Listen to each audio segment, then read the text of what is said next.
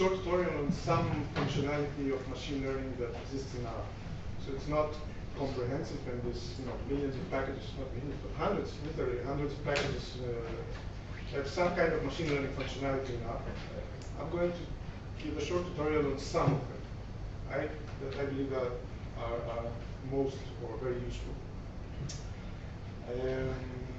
So this is supposed to be a hands-on tutorial, so if you have a computer with an R installation you can follow. I will type a lot of things, I will show how the functions work and all these things. But of course you can also watch the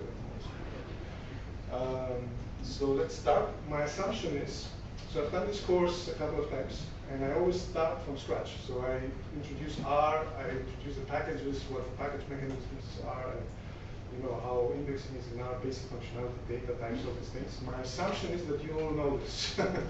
Okay, so I'm going to jump directly to the part of machine learning. Okay. So let's just go here. And the way I want to do this is I will give you a short overview of what the method does, right? And then go directly to an R session and run some examples. I don't know how familiar you are with machine learning, but one of the main kind of tasks in machine learning, well, first of all, let's say machine learning is separated broadly in two kind of types. Right? One is supervised machine learning, the other one is unsupervised machine learning. Supervised machine learning is when you have some kind of data and you know what kind of what type this data is, right? Let's say we have emails, and we have spam emails and non-spam emails, and we want to build a model that predicts spam versus non-spam. Right? So we want to build a mail filter, a spam filter. And this in machine learning is called classification. Right? We want to classify emails into one of the two categories, spam or non-spam. And this is an example of supervised machine learning. Unsupervised machine learning, on the other hand, is what people call often clustering, right? It's when you have a lump of data and you're looking kind of randomly almost for structure in the data, right? For clusters of things. Okay, so I have examples of both of these types of machine learning here. We start with classification, which is a type of supervised machine learning, right? And this is the base rule. Okay? And a lot of methods in machine learning are based on this rule. It comes from probability. And what it says is that probability of, let's say, observing a label on my data, okay, observing that my email is spam, depends on the probability of on the words that are in the email. Okay, it depends on the data. How does this depend on the data? It's by this product, the product of the likelihood, okay? The chance that given the label, the chance that given that I know this email is a spam, I see some words in this email, times the probability of what is called the prior. Okay? What is the chance that this email is actually spam? If I get a lot of spam emails, this probability is high. If I get few spam emails, this probability is low. Okay? This is probability of what's called prior in Bayesian machine learning. Okay? Divided by the probability of actually observing the kind of data that I am observing. Actually observing the words that I see in the email. So this is the base rule, and this is a fundamental kind of building block of machine learning, of at least the branch of machine learning, Bayesian machine learning. And we are going to have a look at one very simple method now that is based on this rule, namely naive Bayes. Okay, and we're going to walk through it with an example of classifying emails into spam and non-spam. So, as I mentioned, okay, the problem is the filtering emails, which here are denoted as X. Okay, and these emails come in the form of a word vector. Okay, so you have a vector where the features are words, and the entries in this vector are the number of times a word is repeated in the email. Okay, this word does not exist in the email. There's a 0. If it comes up 2 times, there's a 2, etc. It's a very simple representation of text. And we're going to try to use that to classify, to build a classifier that distinguishes between spam and non-spam. So based on this probability function. So, so what is the prior? What I mentioned here, this probability here, is the fraction of the probability of an email being hammed, so being a legitimate email, is the fraction of emails that are legitimate in my mailbox, let's say, divided by the number of today. So it's a very simple thing to compute there, so nothing new, right? And vice versa, the probability of spam is the number of spam emails I get in my inbox divided by the number of today emails I have in my inbox. Okay? So this is something we can compute very easily. Our function does it in R does it very fast. And now we come to what is called the likelihood ratio. So we don't know this probability, right? We don't know what kind of words signal spam email. But we will see we can compute that. But, and we don't know how often words come up in general, right? So this is something very difficult to compute. We would need to sample a lot of data and check for the probability of words coming up. So what we do to get rid of this kind of probability here in this in this expression is we check for the likelihood, what's called the likelihood ratio. Okay, so we check for the likelihood of a mail being spam, given some words, divided by the likelihood of an email being non-spam, divided given the same words. And we multiply this also with the prior, right? So that we have the base rule. And whenever this likelihood exceeds a certain threshold, we can say with some certainty that this email, X here, is the spam and rejected. So that's it. That's how the method works. Okay, it's a very simple method. And now the task is to compute this probability, this likelihood ratios. Okay? How can we do that? One of the key assumptions in naive Bayes, and this assumption is actually wrong, but it turns out to work well, is that the variables, so the words in a document, are independent. This is obviously wrong, right? The words correlate with each other. But it still works, right? So given this assumption, we can compute this probability, this likelihood, by just multiplying the probabilities of the words appearing in my collection of documents as in spam emails. Okay, we can compute that easily. We go over all the spam emails, we check the number of words that are in them, and divide by the number of total words in the document. Right? And the probability that a certain collection, a certain word vector appears in a spam email is just the product of these individual probabilities. Okay? So we can compute this simply by counting the frequency, right? Occurrence of the word within documents given the class. This is basically written here, right? So this is very easy to compute. And what happens if I get a new email that has a new word that is not in my list of words? We can use this a technique called Laplace smoothing, which basically adds a counter 1 to all the counts that we have of the words. So in order to get this probability away from 0, because 0 is very bad in Bayesian methods.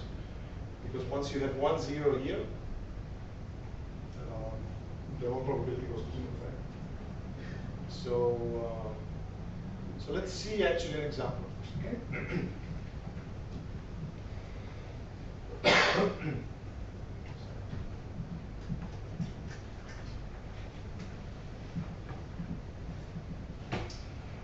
So we will use a dataset that is in the library kernel app. It's called SPAM.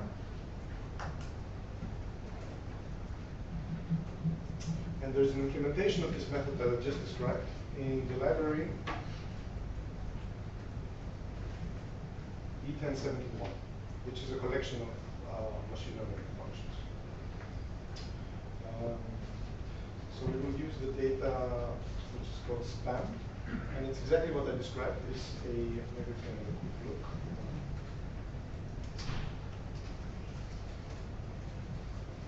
So you can see here,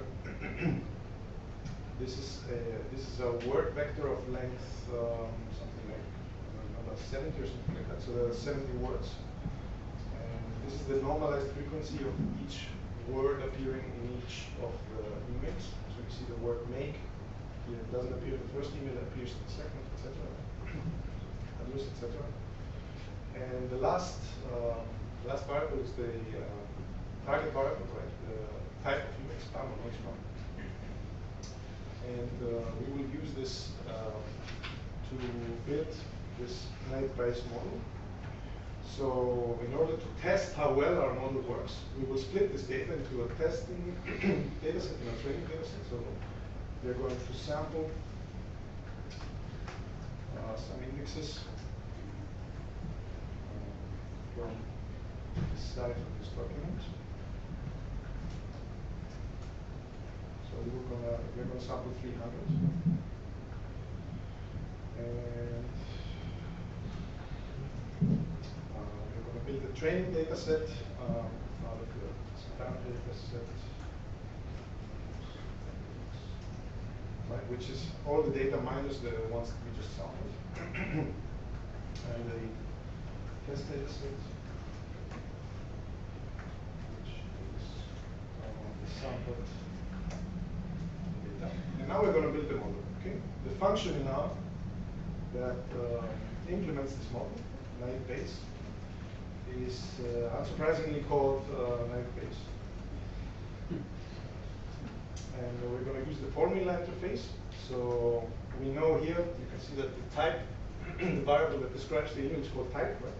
So we want the model that describes type, given all the rest of the variables in the data. Okay?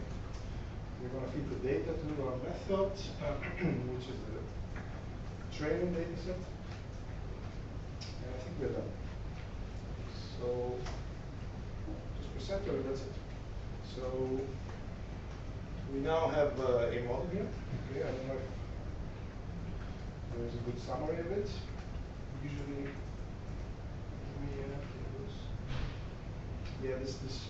it's such a simple model that there's really nothing to say about it. So the summary is not really interesting here. But we can use now this model to predict, given the text vector, right, this counts of words in my email, if this email is a spam or not spam. Okay. And we kept here some data outside of the training set. We kept them in the test set. So let's see how this model performs on the test set. So this function is an implementation of the generic function predict. So we can just use predict, put the model there, and test data.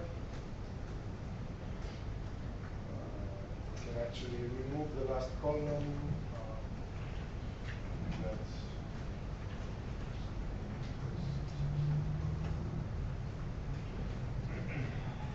Which is the label, right? Just to be sure we're not cheating. Okay. So we get here some labels, right, for our training set. So let's see how good we are doing, right? So let's compare them to the actual labels. And we can do that by making a crosstab of the predictions.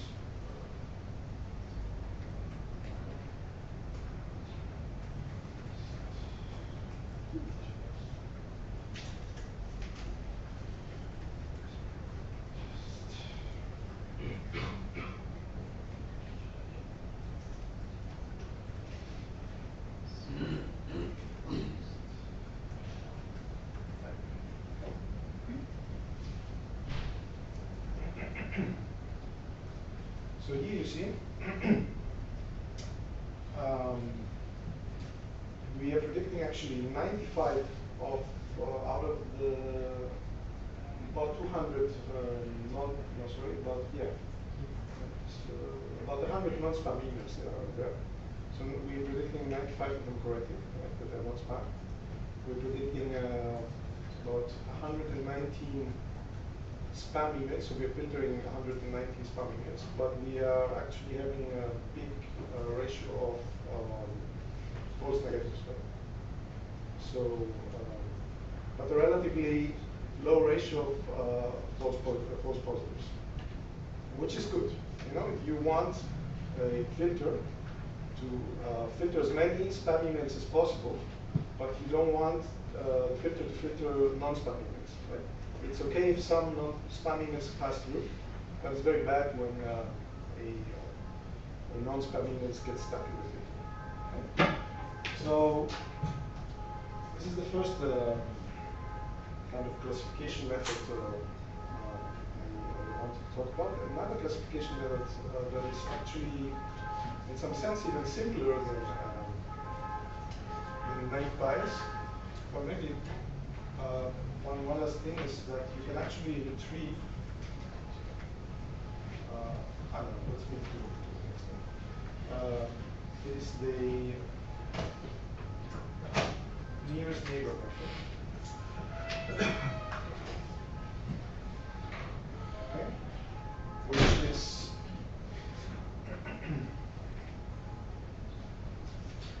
is a very simple classifier. Given a kind of distance measure on your data, can be even the Euclidean distance or something like that. You assign a label on your test point or data point, given the number of neighbors that are in the same class with your, the highest number of neighbors that are in the same class with your data. Right? So let's say you have a new data point here. You check the distance and you want to check the three nearest neighbors of the point, right? If a new data point comes here, okay. So no, sorry, if it comes here, so you have 2 points of one class closer to it than let's say it's green class, and it's the blue class, etc. Right? So it's a very simple method. You can actually show an animation of this.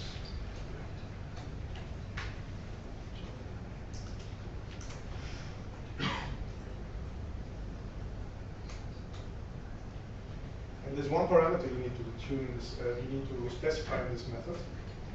So that, it's the number of nearest neighbors you take into account. The numbers of nearest neighbors you check when you want to assign a new point into a class. Right? So in this case, we're going to put 4. So this means if there are more than 2 points, so that if there are, let's say, 3 points of one class closer to the point than and one point of the, let's say, non-spam class, then this email is spam. So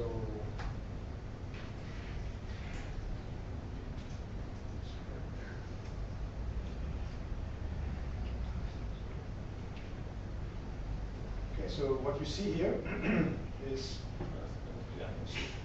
a new point appearing. Let's say this question mark here. And then we count, we measure the distance of this point with its 4 nearest neighbors. And we see in which class these neighbors are. And the majority class of these neighbors is assigned to the new point. Right? So you see here, there are actually 2 classes, I don't know if you've seen them. There are triangles and then circles. And every time the point appears closer to the circles, it's assigned to the circle class, and every time it appears closer to the triangles, it's assigned to the triangle class.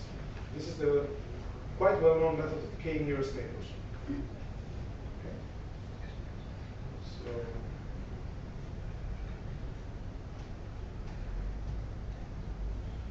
So there's an implementation of this method in R as well. So this is just the animation, and called KNN. The function is called KNN, looking at nearest neighbors. And we're going to again use the spam data set that we used before to train this method.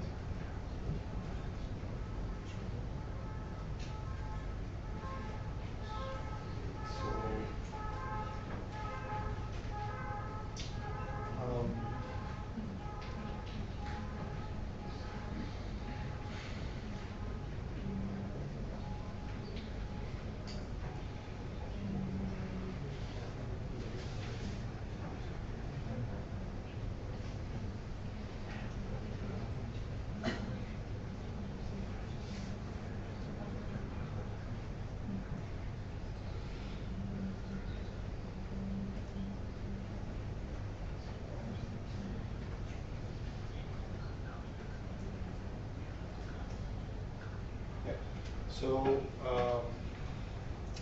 this method works as follows. So you need to give the training data, okay, and the test data in the same function call, because in effect the model in this case is the actual data. So there's no model that is built by this, or there's no kind of let's say model representation that's built by this function. So you directly need to provide the test data in the function call. And in the last parameter is the actual values. So we can now use again the 58. It's the, sorry, yeah, it's the column of the label. Okay. Yeah, the type. Excuse me again. Sure. Did you forget a comma before the 58 Could be, spam test? You're right. Sorry.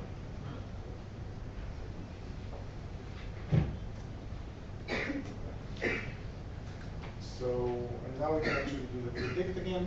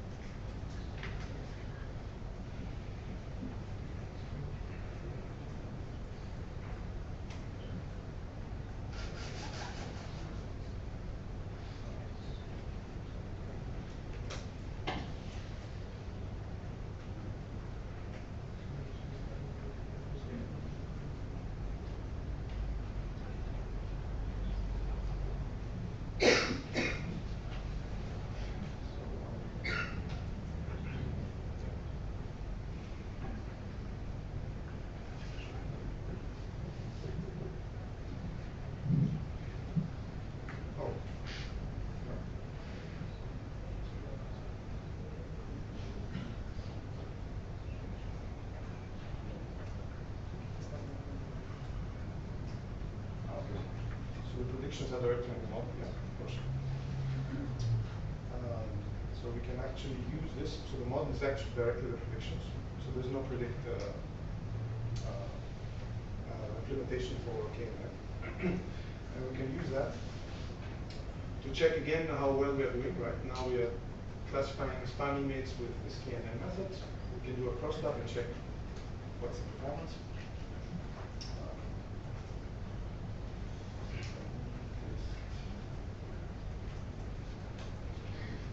Okay, and now you see actually, in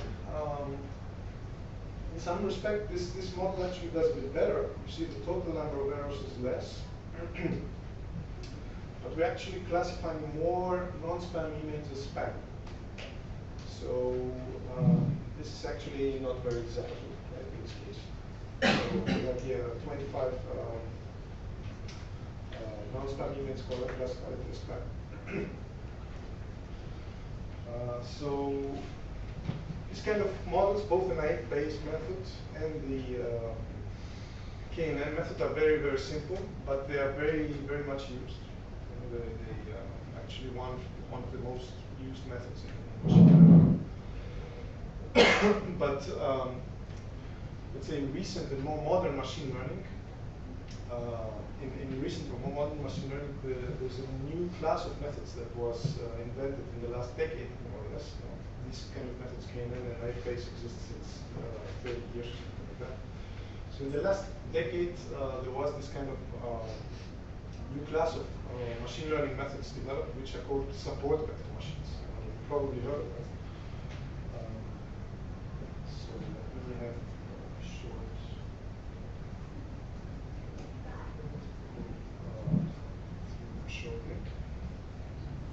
So again, for the problem of classification, you can actually look at it as a separating data points in Euclidean space, right? And let's say here we have the blue crosses and the red dots, the red circles, and we want to separate them, right? And they lie on this two-dimensional plane. There's an x dimension and a y dimension. Imagine this is the weight between, like, let's say the weight is the height, and you have men and women, and you want to classify men and women based on weight and height. Very simple classification problem. And here you can see that you can actually separate this two classes of data by just drawing a line through this. Okay? And this is what early machine learning algorithms were doing in the 60s and the 70s. Very simple method. I don't know if you heard of the perceptron. This is exactly what it does. It's trying to calculate the line that separates the two classes of data. Okay? But there's a problem here. And the problem is the following. You can actually draw an infinite amount of lines that separate this data. And we have no way of knowing which one is the best, okay? Based on only on training data. So enter support vector machines and the concept of the large margin maximization. What does this concept say? So the idea is very simple again. It says that we are going to take the line that maximizes the margin between the two classes. Okay? And what is the margin? It's the distance between the nearest point to the line of both classes. Okay? So we are taking the line that maximizes this distance, the distance between this point here and this point here. Okay? And it turns out that this is a single line. You can actually prove that. So you end up with a nice optimization problem that has a single solution. And you can actually show that given the training data and given some conditions, this is the optimal way to separate this data. Optimal in terms of generalization, meaning that the chance that you get a good result on your test set is bigger if you draw this line on this way. Okay? So this is one thing. Okay? So we solved the kind of problem of finding which line to take between the data and separating them when we separate them. Okay. But there's another problem. Not all data can be separated with a line. Okay. So how do we solve that problem?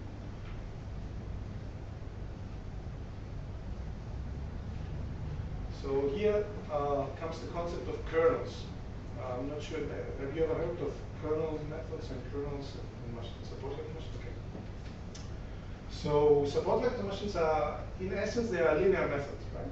You can imagine them as a little bit of an elaborate linear model. So as a linear method, they are powerful, but they're not as powerful as when they are nonlinear, because when you have a nonlinear function, you can actually separate data that has this form. Okay? So imagine you have a class of data, right? And the class in the middle here, these red dots, and this other kind of processing, you want to separate it. Okay? You cannot obviously separate them with a linear function. So what can you do? Well, you can do a coordinate change. You can change your coordinate system. Instead of having this Cartesian system here, you can actually project your data using this kind of transformation. Let's say you go from 2 dimensions, right, xy, x1 and x2, to 3 dimensions, z1, z2, and z3, by transforming each dimension with this way, with this formula. Okay. So once you do this transformation, you end up exactly with this distribution of the data. Okay? You end up with these points on one side and this circles on the other side. And in this space, it turns out these points are linearly separable. So you can use the support information here to separate them. Okay? Now, how can you do that in an efficient in a nice way? Right? You cannot just every time you get some data transform them into some space. You don't know which space actually. It's difficult to know. Well, here comes the concept of a kernel. And the concept of a kernel is very simple. So you want your method to work only with the inner products of the data. Imagine it's something like the covariance matrix. instead of feeding your method with the actual data, you now feed your method with inner products of data. Right? The method never actually touches the actual data. It only has access to inner products of the data points. Okay? So an inner product of a data point, it's very simple. It's the product of the sum of the product of the features of the vector, right? So it's a very simple function, but if you take now this expression here we used to transform our original data into this new space, okay, and you take the inner product between these expressions we used, right? So you see here, you end up with the normal inner product squared, okay? So if you just take the inner product and square it, okay, you have a kernel. It does the transformation of the data for you without you actually doing the explicit transformation. So you have your method. Your method only looks on the data, looks at the data only as inner products. You take these inner products, you just square them, and suddenly your data lies, instead of this space, it lies in this space. And suddenly it's linearly separable. So this is a form of a kernel. And in particular, this is a polynomial kernel. It's called a polynomial kernel, and this is a special case of it. It's of degree 2. Okay? So this simple trick actually takes a linear method and transforms it into a nonlinear method. So now your support vector machine, which is in essence a linear method, can actually go and draw this kind of circle, because your data is now transformed into this nonlinear space. Okay, and this is the essence of this kernel trick, and this is the main idea and the main trick that makes support vector machines so powerful. So there's a large range of kernel functions in the literature. One of the mostly used is this Gaussian kernel, which is a general purpose kernel, and it's the default kernel that is used in most support vector implementations.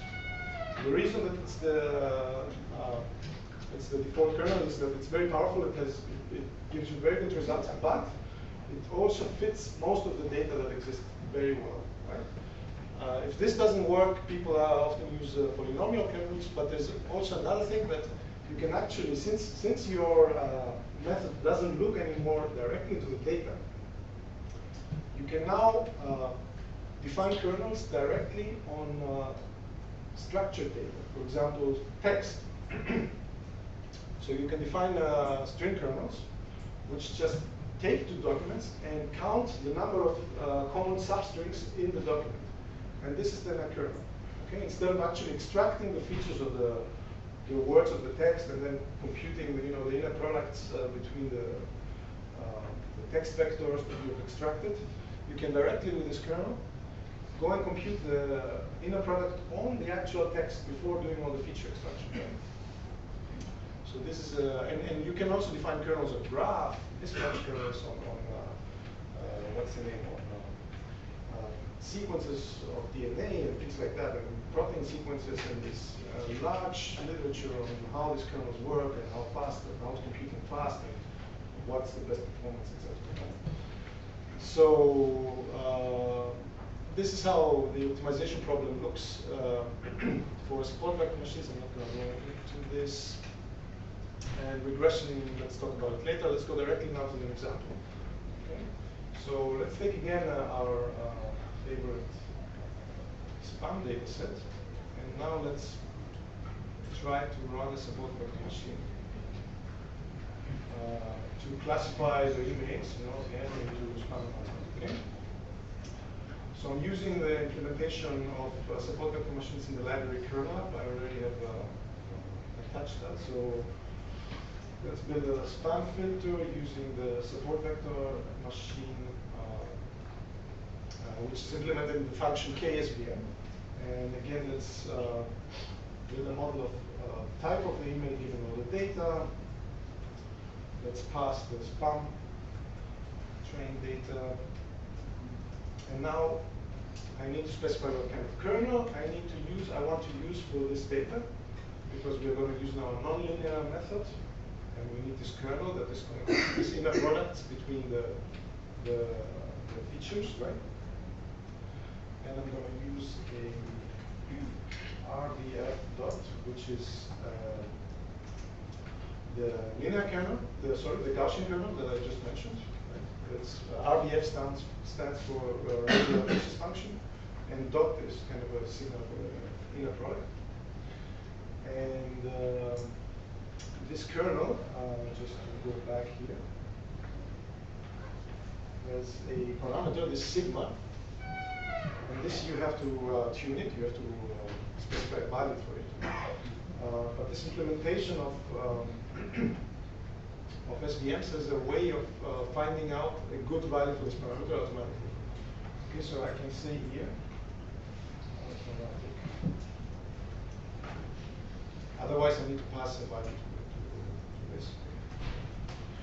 And there is the C parameter, which is the cost parameter. Now, this cost parameter is very interesting. It's actually specifies the cost of misclassification in the training set. So what is the cost in the optimization problem for misclassifying a point in the training set? Now, why is that important? If you have a data set that is, let's say, noisy, okay? And you know that it's not well separated and the classes overlap or all these things, right? It makes sense to set this parameter low so that you don't overfit the data. Overfitting is a very important concept in machine learning.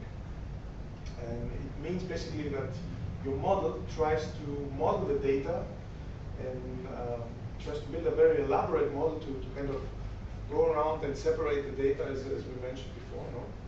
But in the process, the model becomes too complicated and it has a poor performance on the test set. Okay, we're going to talk a little bit later about this. So we're going to set here the C to 10.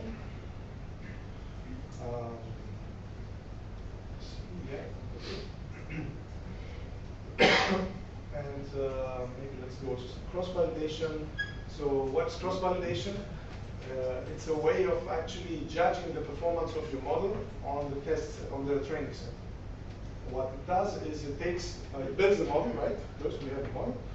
It takes then the training set, it splits it in X parts, let's say 5 parts. It learns a new model on the first parts and tests them on the 5th. And this it does with all combination of the parts, right? It learns a new model, tests the model. And this gives you a feeling or a kind of a measure of how good your model will perform when new data arrives, when test data arrives.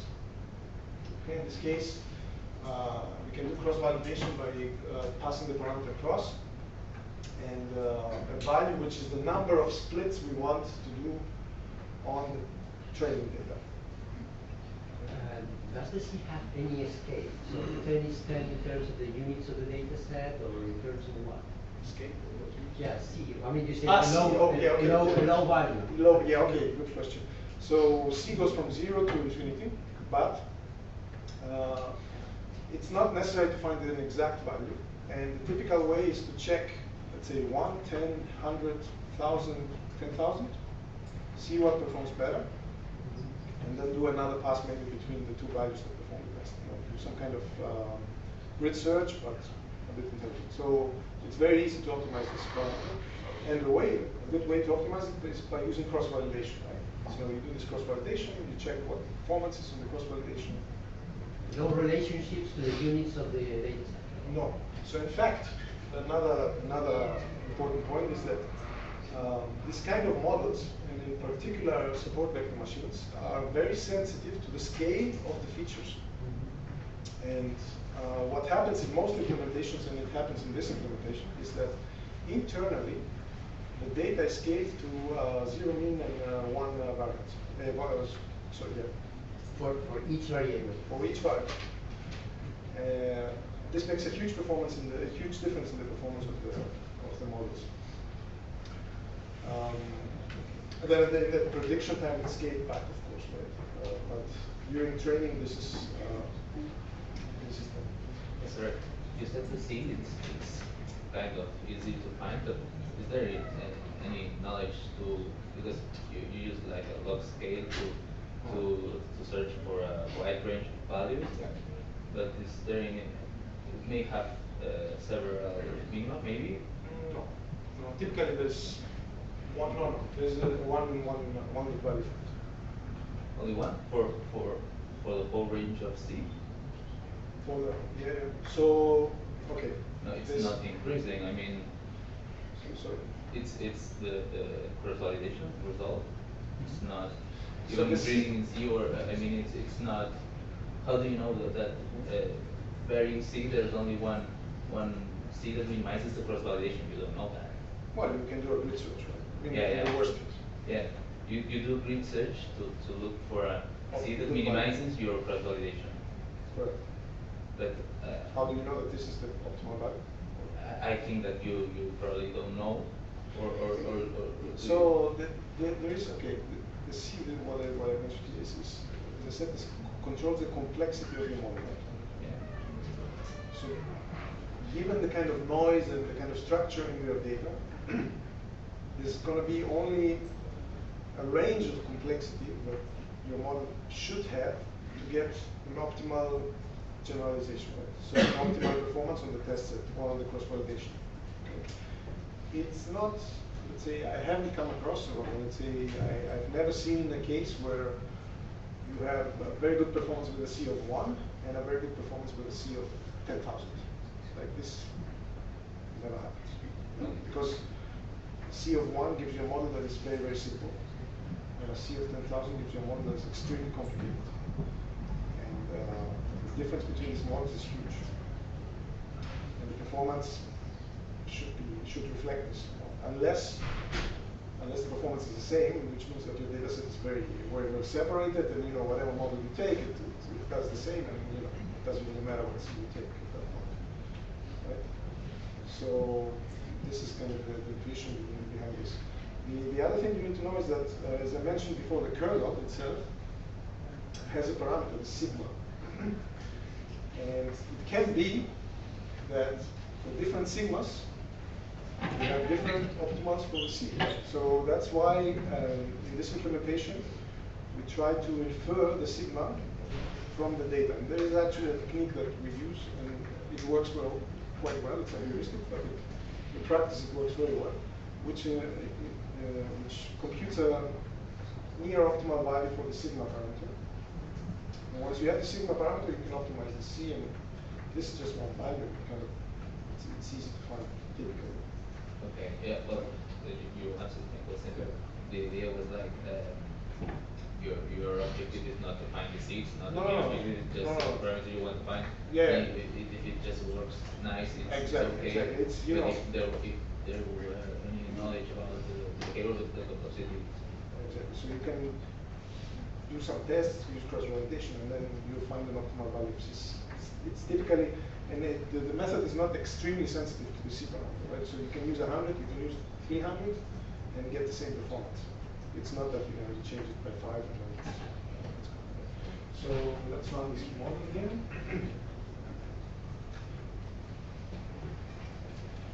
Takes a while.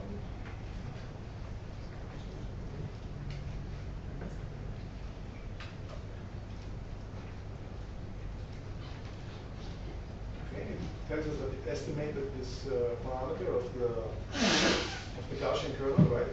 With this method. And then here we can have a look now at the actual model. So yeah, it tells us what kind of problem we have. We have a classification problem. The cost parameter, which we use. The Gaussian function we use as kernel. This is the sigma that I mentioned, and this is the value that was calculated from the data for this parameter. Now, what is the support vector? This is actually a bit technical, but it's actually the amount of points, right, of data points that lie on this border.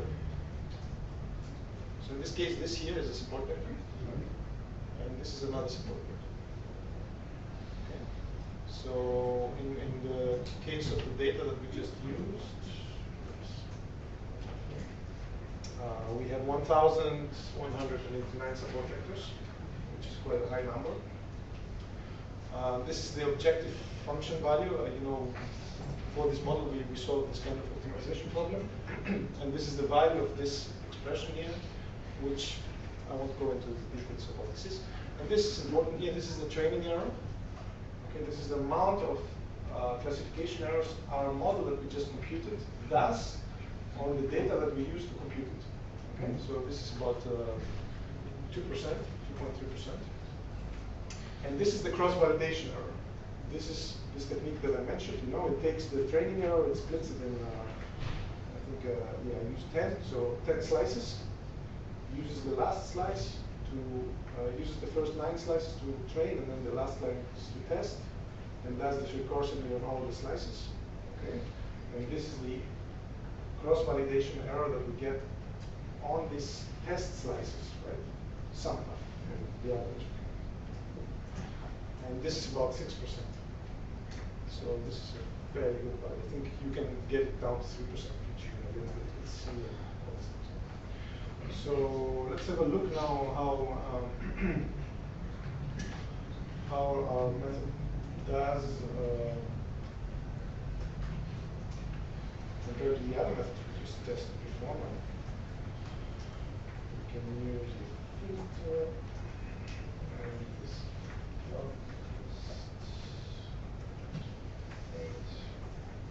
use again the big function to get the type of memory and cross tab and type.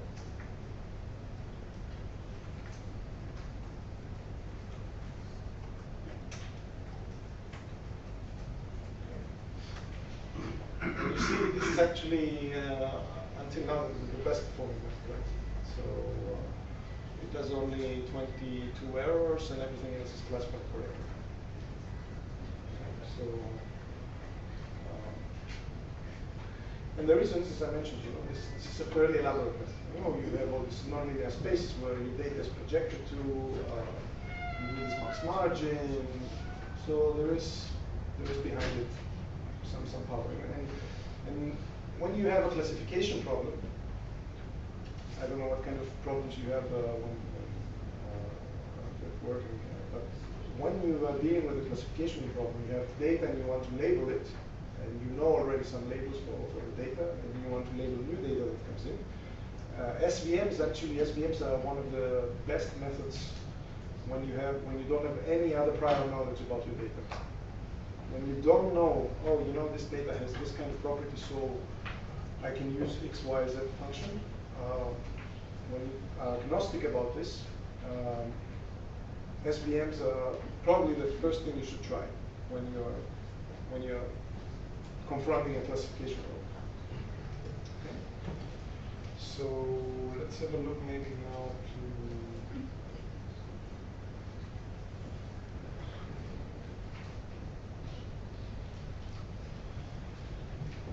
let's have a look at a closer look at the method. Okay. So we have worked on this common data set. Okay. But yeah. Question on this page. The cross-validation error is not exactly the error in the cost calculation. Correct. That's because the cross-validation error is an estimate of that? Yeah, it's an estimate. Yeah. So it's different data. Right? So the cross-validation is only on the training set. On the training set. Yeah. And then this is on the test test at the bottom is on the test. Yeah. So yeah. The difference is not big, but still. Yeah. No, you can get even with different runs. You can get different cross-validations because you get different splits of the data. Right? The data is split randomly. So you get some kind of fluctuations. This is, to get some kind of stable solution, you have to average over many cross-validation runs, etc. And what does the number of support vectors depend? Good question. So this depends on two things. One is kind of the complexity and the noise in your data. The second is the C parameter. So I want to demonstrate this actually now. with a simple example. And we're gonna use a dummy data set, which we're gonna create right now. So we're gonna create a dummy data set by sampling from a Gaussian distribution, okay?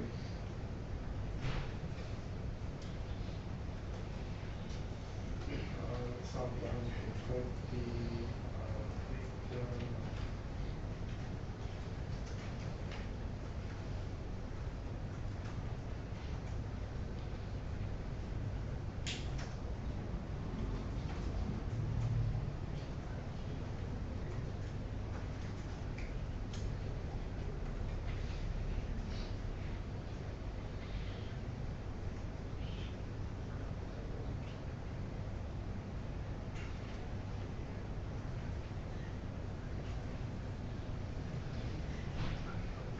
so what we're doing here is we're sampling from two Gaussians. One has a mean 0 and variance 1, and the other one has a mean 4 and variance 1. Okay?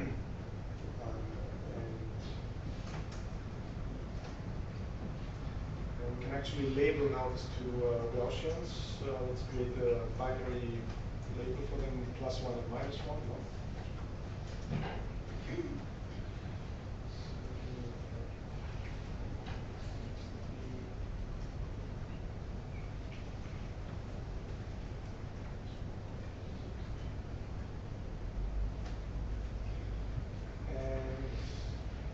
Let's, I can actually plot this. Let's see if we can get a nice plot.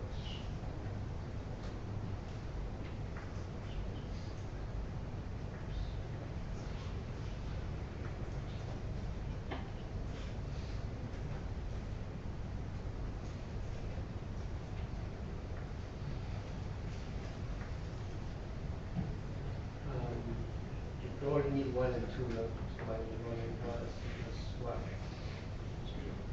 For the color negative of ink is the same as black. Yeah.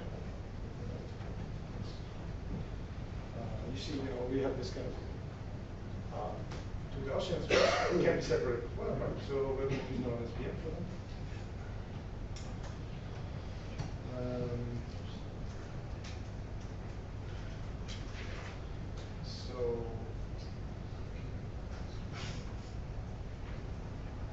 So just pass the training data and the label, right? And I need now to tell my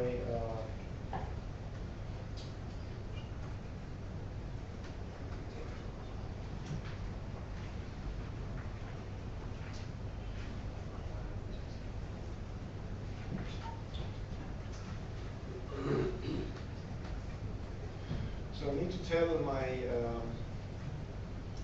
my SPM now what kind of problem I have here, because this function is actually deals also with regression. And if you pass here a numeric label, it by default thinks this is a regression problem.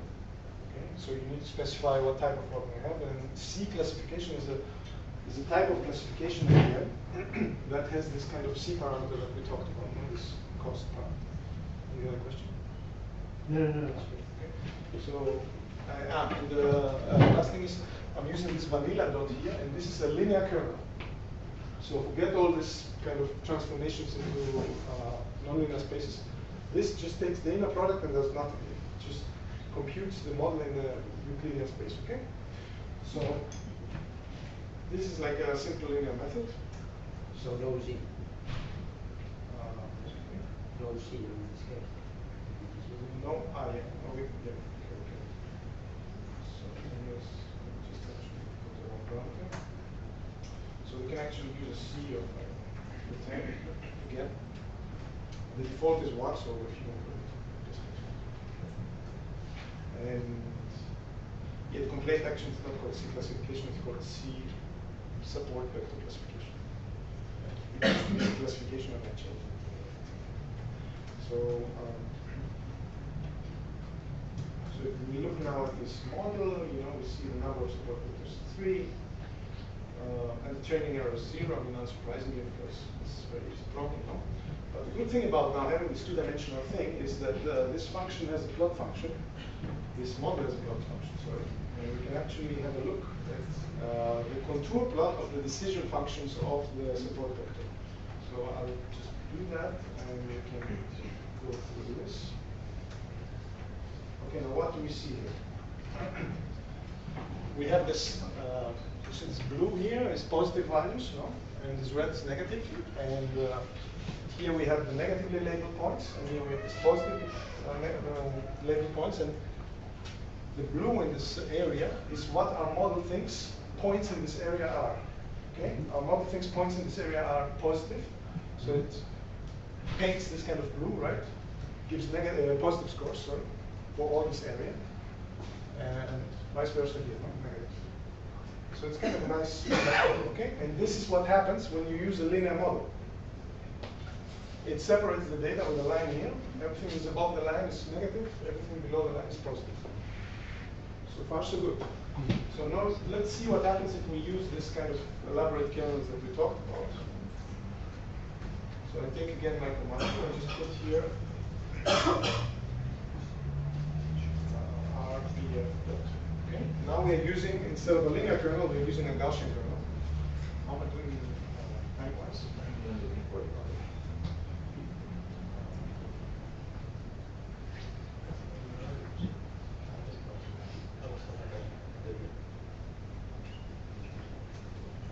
I'm all going to die of hunger.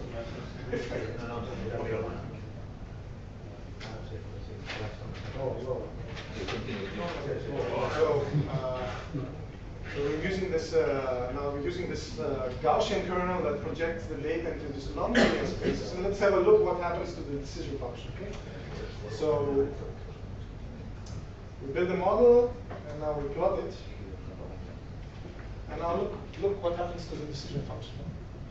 We sampled these points from a Gaussian distribution, no, both of them. There are a few points, but the decision function starts to take the shape of the distribution where the data comes from. Okay? Vaguely, but it does. No? It kind of gets this kind of rounded thing. It's not anymore a line. No? So, and we set here the parameter to the cost parameter was 10. And you see the number of support vectors here. This dark dots are the support vectors. No, they kind of lie on the boundary, as you see. No, you can actually see. So let's see what happens if I increase this cost function that we talked about. No? What kind of effects I get? Let's see if we get some nice plot. Let's take 1,000 here. And let's plot. Even higher. 10,000. So you can't really see that very well here, but what happens is that the function tries to actually fit the data closer and closer. You know? So you build a tighter and tighter model. Okay?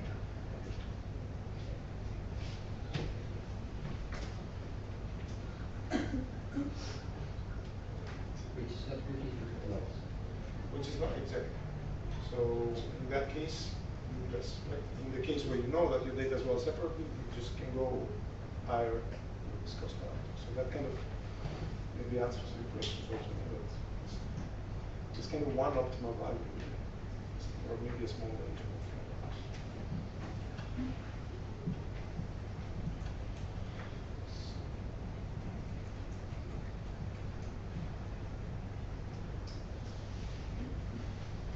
Maybe just one small thing before we move into regression. I mentioned before that you can actually run this kind of methods directly on structured data without extracting features. Okay, now we saw this spam data where you have the text vectors, word counts really. Here we have again very simple data. It's like two features of this Gaussians. No? But let's have a look at this data set. This is a collection of Reuters news use articles, let's say like that, small, very small. And there are two topics. One is about oil, and the other one is about I don't really remember actually.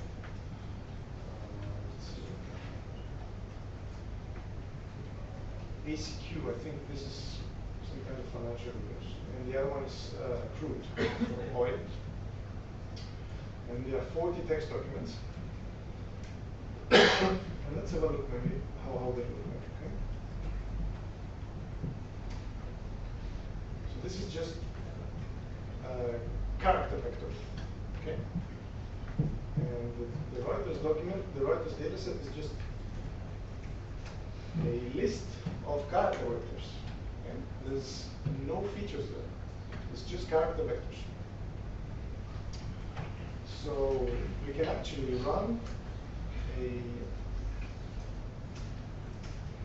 support vector machine directly on this data. So you can actually run the support vector machine directly on this character vectors. Right? It's basically raw text. So you can just pass it here. The labels are in this other vector called R labels. And the trick is to use a string kernel that I mentioned before. So what this kernel does is it goes and computes the number of common substrings between two text documents. Okay? And there's one parameter that this kernel takes is the substring length. I think the default is 4. So whenever you have a substring of length 4 matching, this kernel adds 1 to the count and then divides by the total number of matching counts, right? Matching substrings. So kind of normalized, right? So and this forms kind of a type of inner product between between texts that you can use then to build a model. So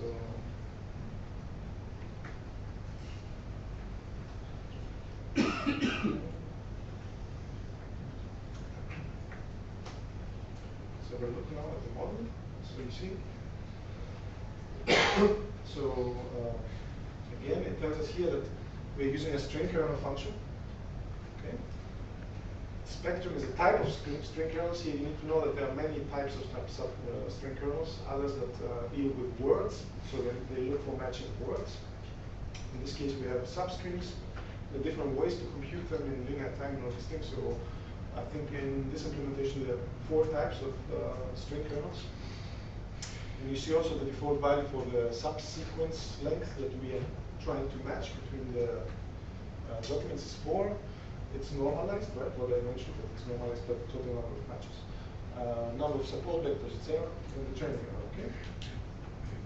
And now you can actually, well, you can do the predicting again by just taking the text data and predicting the label for it, okay?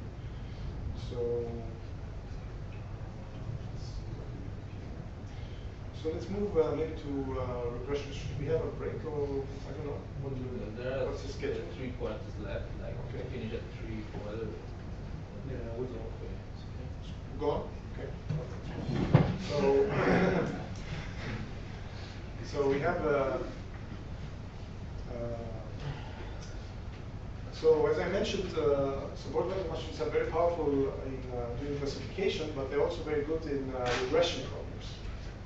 And the way they handle regression is, let me go back to my slides here.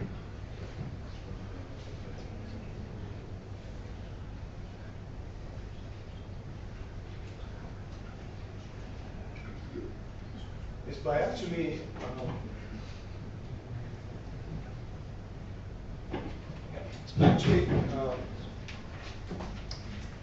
let's say this is your regression data, right? This blue points. This is the x-axis, y-axis.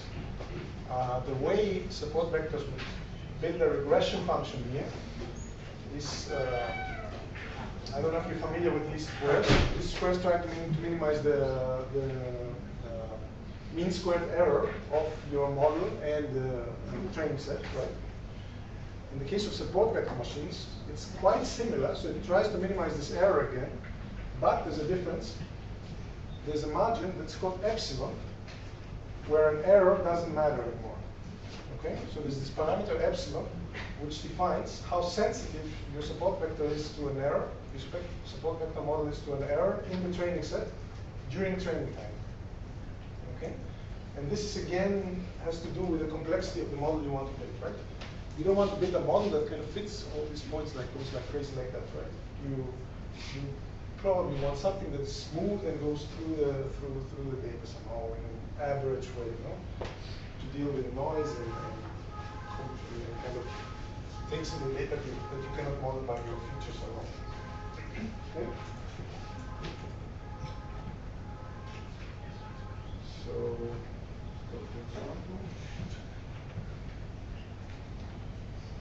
so let's build here a regression example. Let's take y.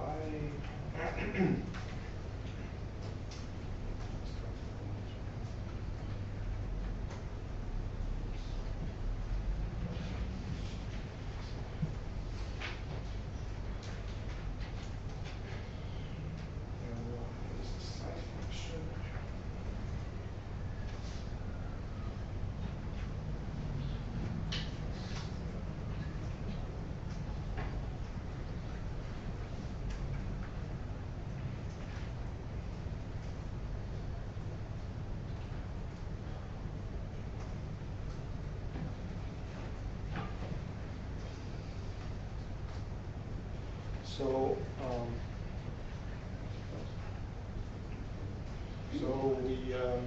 we actually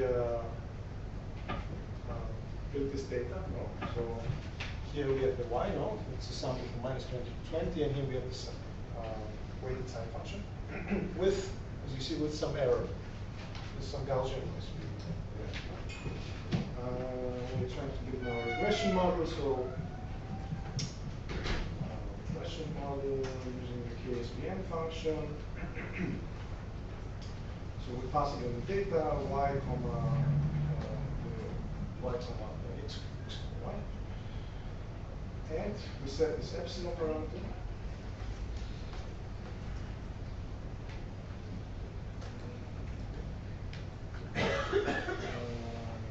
And now we can also pass the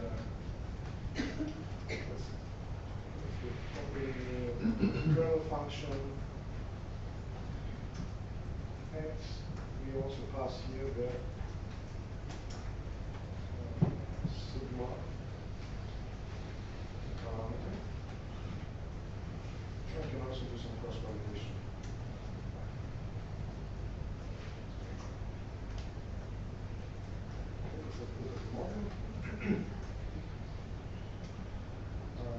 So you see again the training error, the cross validation error, number of support vectors. I actually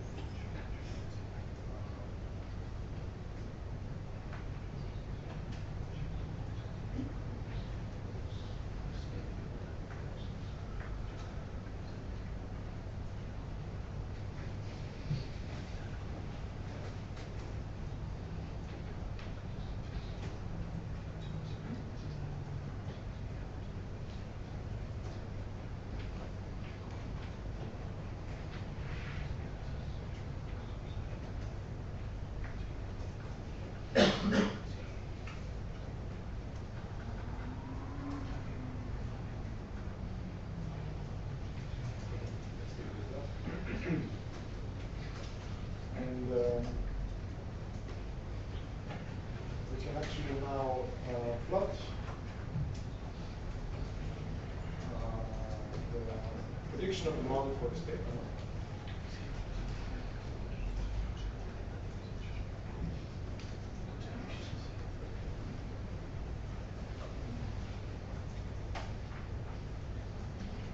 And you see it's quite a nice picture. So also, support vector machines can be also used for regression. The training error is greater than the cross validation. It's kind of weird. It can happen. It's not. Can you see the graph here? Sure.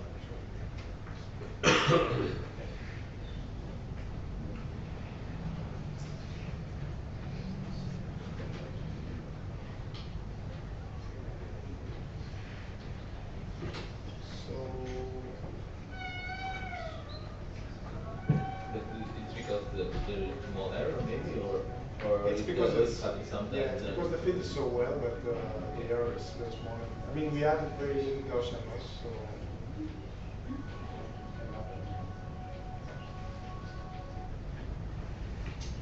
Okay, so let's stop now here with the support vector machines. One last thing, so as I mentioned, there's support vector machines for classification. Also multi-class, you can have more than one or two classes, right? Here we dealt only with spam, non-spam, -1, +1, but you can have 10, 5, I don't know, a number of classes, right?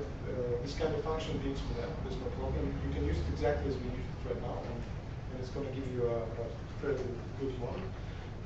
There's the models for regression that we just had a look at. And there's a final class of support vector machines, which we are not going to look at right now here, which is called the one-class support vector machine. And what it does is it does some kind of density estimation. Right? Imagine you have data from a machine, let's say, I don't know, an airplane machine, and you get, I don't know, frequencies of sound and all this kind of vibration it emits, and you want to check if there is some kind of anomaly in the machine. Right? You know what's the normal kind of parameter values or the distribution from which the weight data comes from this machine. But you don't know, obviously, what happens if something goes wrong, because many things can go wrong. So what you want is a model that tells you something is out of the normal distribution space, right? Something is outside of the normal kind of parameter space that is predicted, right? And this is done by this one-class support vector machine.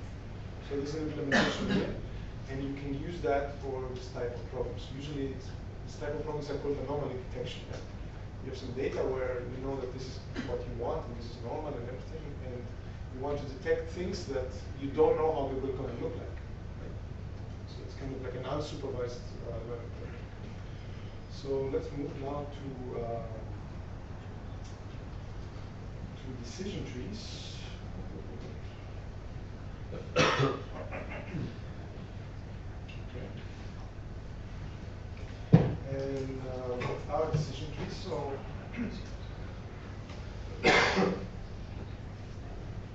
so decision trees are this kind of methods that partition the feature space, partition the kind of variables in your data, in a way that, in some sense, they fit a simple model in each of the variables, right? And here we have the iris data set. You already know.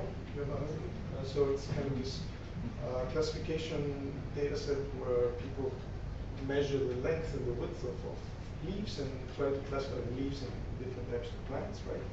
And here you can see that if the length of the petal is less than 2.4, yeah, you probably have like a setosa.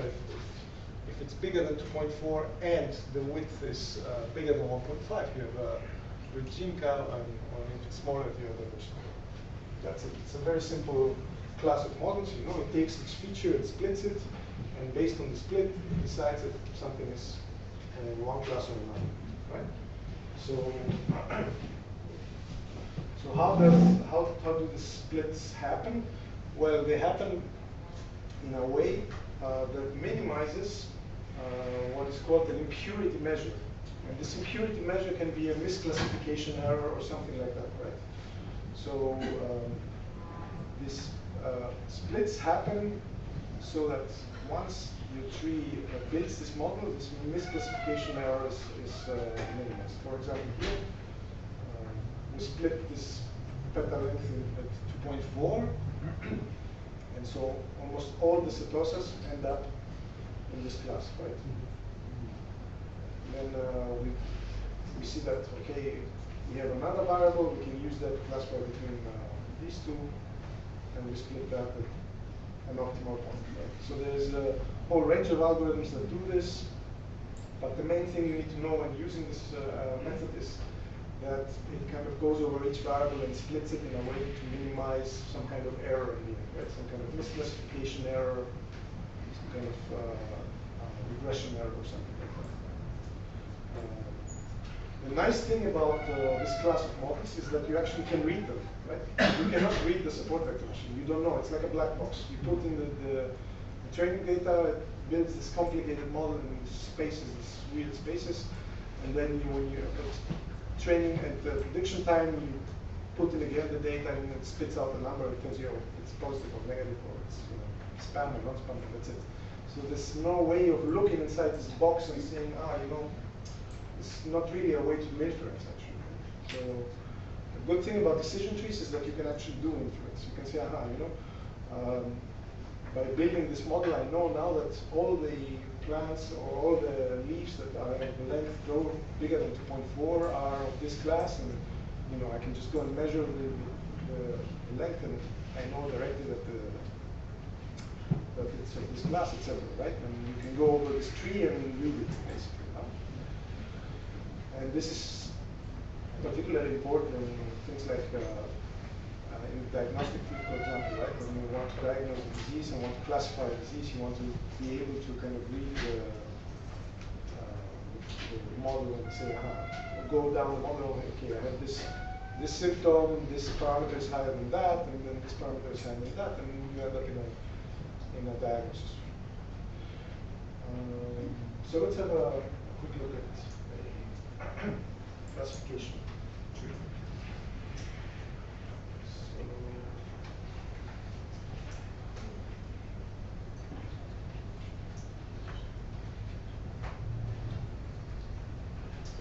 So let's load this data, this iris data that I just mentioned. It's this data with the leaves and the class plants. And let's build a tree.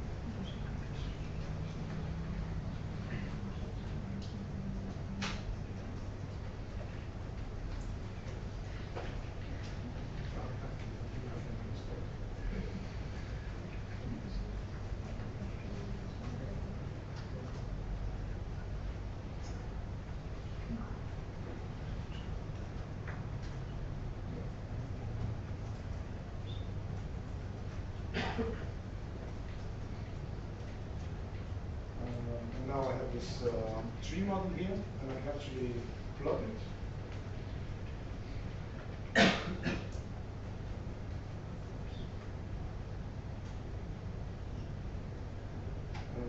The plot function of this model is actually a bit poor. It just gives you this kind of lines. So you need to actually put the text on it to make it readable.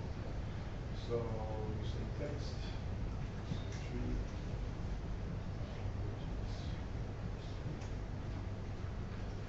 And now you can actually read the model of the model of the tree was built.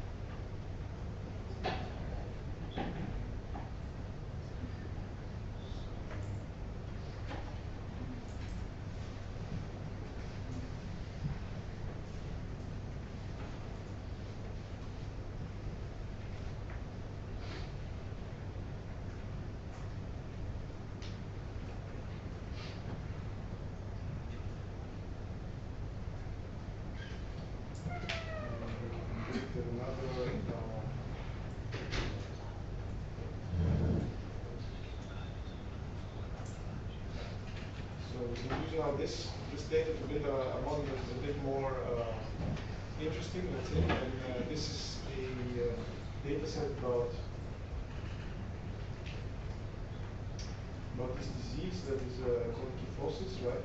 It's kind of like a spinal disease, and there are variables that predict that, right? Age, the number of kind of problems you have in your life, the number of rheumatoid you have kind of problematic, right? And the number of And this data comes from actually an operation, so people try to fix this problem. They operate them at a specific point, and then they check how much forces you still have, right, if you have it or not. And they have these three variables that kind of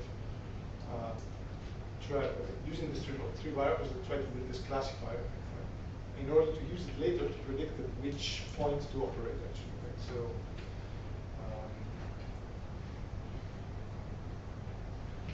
we can actually build this model here. Taking the first variable, age, number.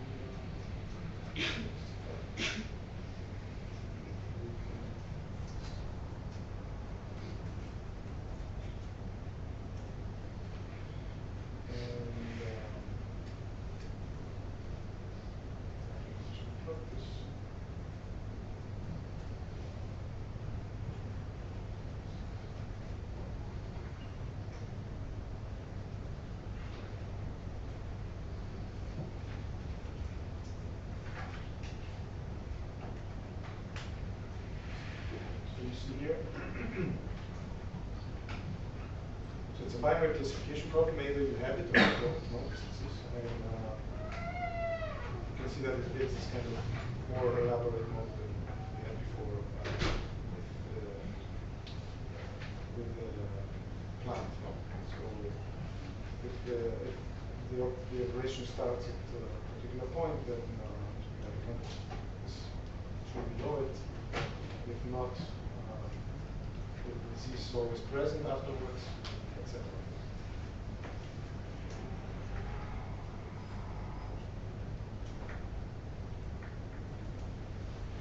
And apart from classification, you can use this kind of decision trees also for regression.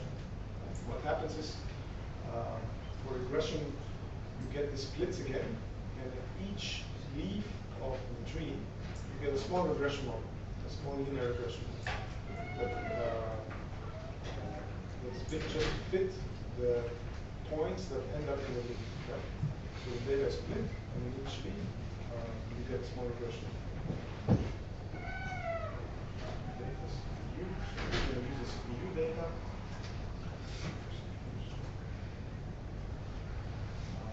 Which is a performance measure. It's like a benchmark of 209 CPUs, central processing units of computers.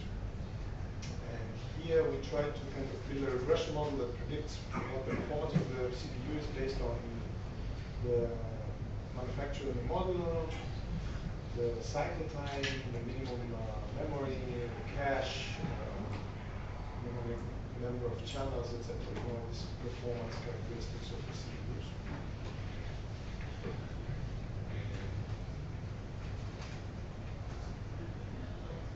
So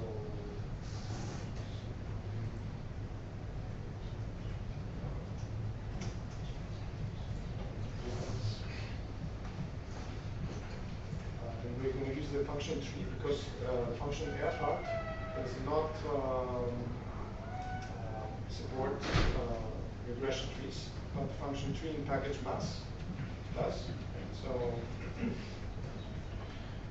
we're going to take the log of the data because it's on a very strange scale, very big scale. This is explained by everything.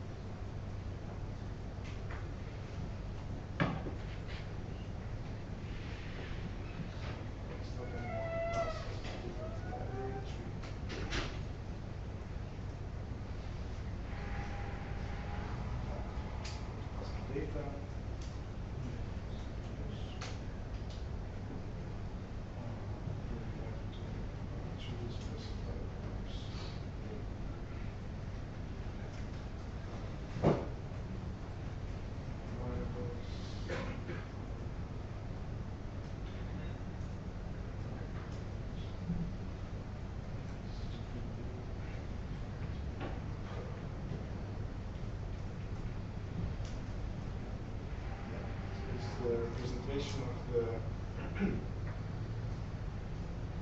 representation of the tree. I think we can still.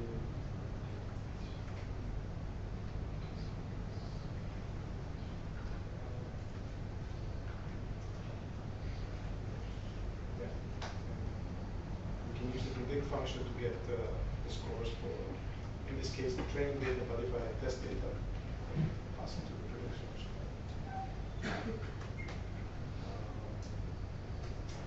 So another class of tree-based models, I don't know if you've heard of them, are random forests. So now what are random forests?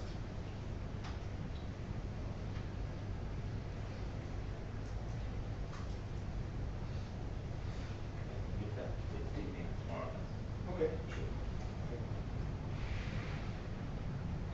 We have a bit of random forests and dimensionality reduction.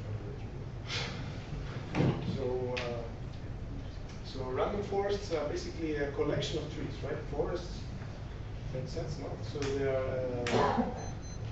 what's called an ensemble classifier that consists of many trees. And so you learn each of these trees with the training data. And then the decision, let's say if some label is positive or negative, or if some image is spam or non-spam, is taken by a majority vote, right? We have all of these trees, and all these trees vote. They say, oh, I think it's spam, or I think it's non-spam, and then you kind of average them out or count the votes and say, okay. Sorry for but food is already Over time. Hemos empezado a 1:30, llevamos 1:30, yo he dicho un cuarto de hora más, pero... Ya, pero el problema es que la comida estaba a las 2:30 y la han traído a las 2:30 y son las 3 y media hora, se está enfriando. Bueno, ¿Queréis acabar un cuarto de hora más? Pues vamos a comer, comeremos lo que haya, ¿vale? ¿No te decís? Pero por ejemplo, si queréis, I don't want to, guys. coman... Hombre, comemos cada día. Claro.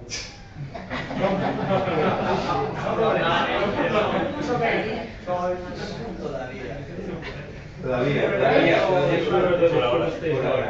You don't know what everyone, okay? Okay. Finish. Let's go. Doing a big sacrifice. I hope it's worth it.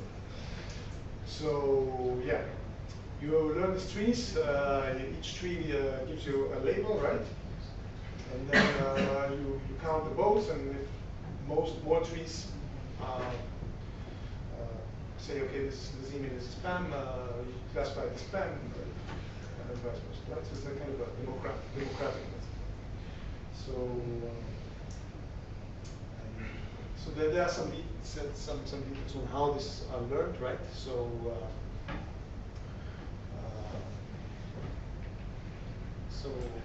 each tree is what we call a weak learner.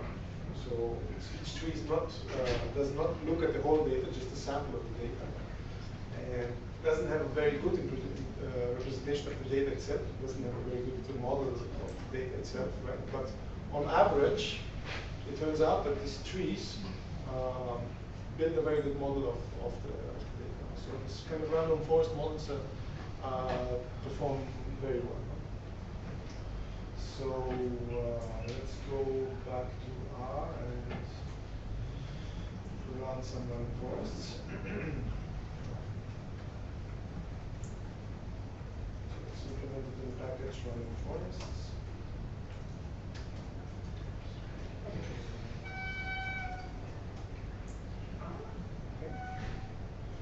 And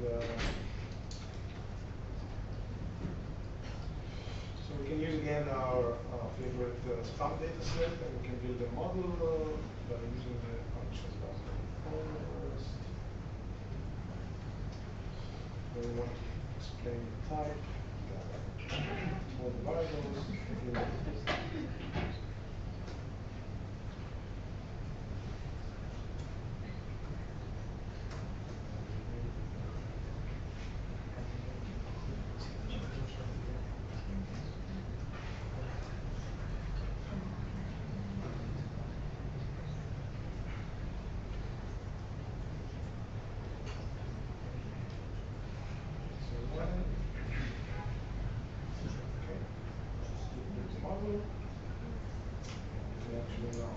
with the prediction that it does.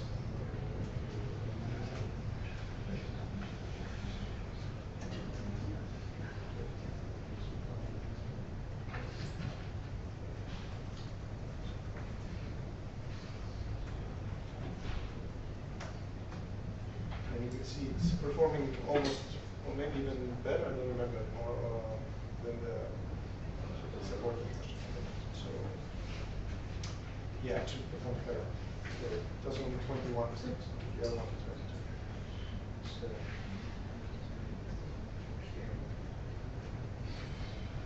okay, so much about classifiers and regression models. So another class of methods in machine learning is called dimensionality reduction. So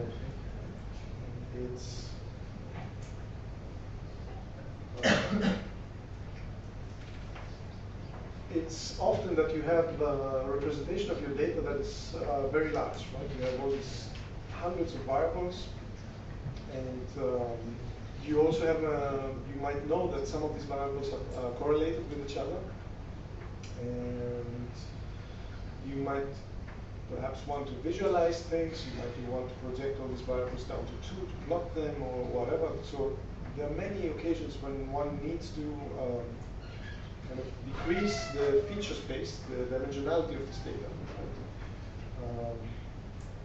So there's this whole class of methods in machine learning which are called dimensionality reduction methods, which aim at exactly this, right? Projecting or finding a space for your data, a transformation for your data to be projected from this large space where it lies to a kind of smaller space, more compact, where you can actually denoise it perhaps, or where you can plot it, or use it directly in your model, whatever, right? So, and the kind of standard method to do that is principal component analysis. Okay, so this is basically a projection method that finds the directions of maximum variability in your data. So it basically seeks linear combinations of your data with maximum variance.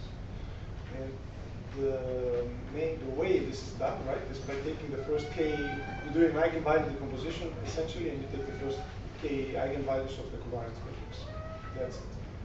There are more let's say, advanced techniques to do that in a faster way and more efficient, etc. Because eigenvalue decomposition is expensive operation. But that's the whole idea behind it. So here's an example of it, a visual example. Let's say you have this cube. Yeah, you see, right? It's a three-dimensional data set, right? And it's actually, it lies on this plane. No? So you could actually represent this data in 2 dimensions instead of 3. Which 2 dimensions? Well, one is, you see that the data has some variance in this direction, like smaller, but it has a way bigger variance in this direction. So this would be the first principal component, this would be the second principal component, and this would form your new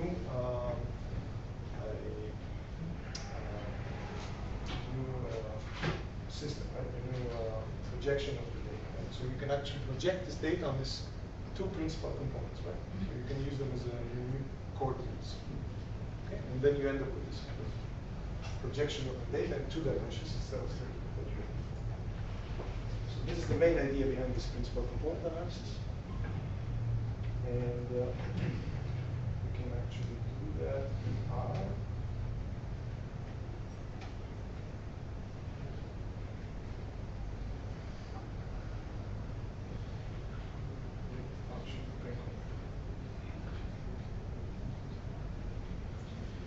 So we can use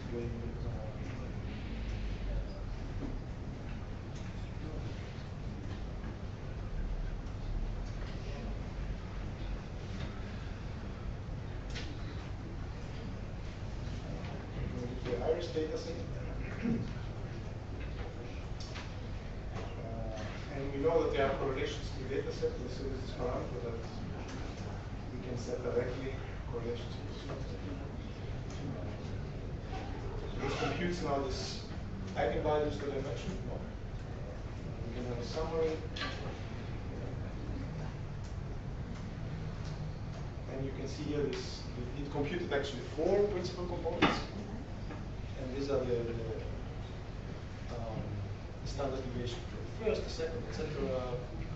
Proportion of variance that this eigenvector explains, right? Already the first eigenvector explains 73% of the variance in this data set.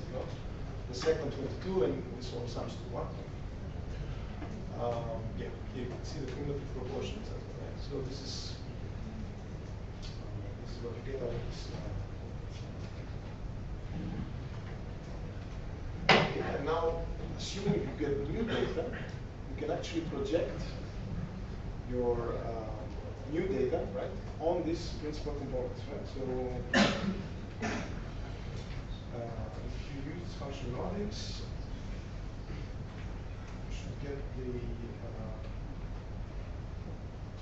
yeah, you get here the actual principal components, right? The actual eigenvectors, yeah.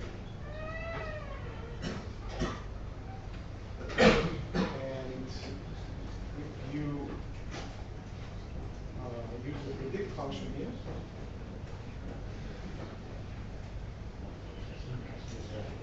you get a projection of the original data into this new space. Okay? So instead of having the, well, it's just numbers, but instead of having this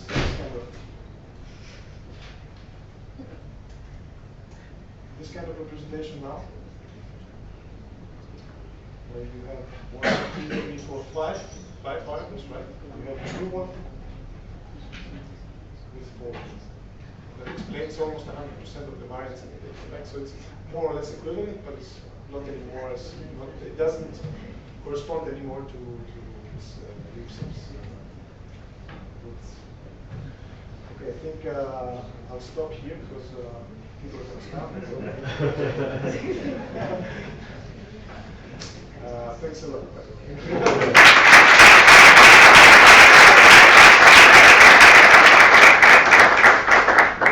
The slides, there's a link for the slides on my on this Taller web page, and you can go through the rest of the slides if you have time. Do you have independent component analysis in the slides? Yeah. Everything I have every single command in this slide. No. I mean, in the rest of the presentation, are you talking about independent component analysis? I'm not saying, so I don't know.